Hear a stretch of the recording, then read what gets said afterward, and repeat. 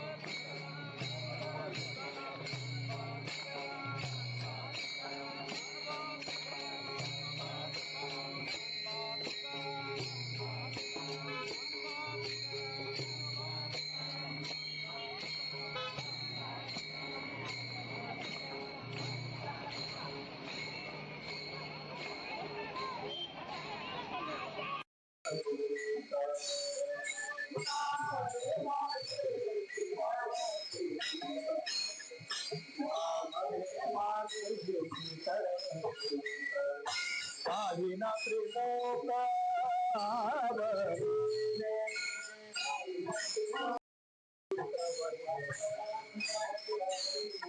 मकर कुंडले तळपती श्रवणे कंठी कौस्तुभमणि विराजित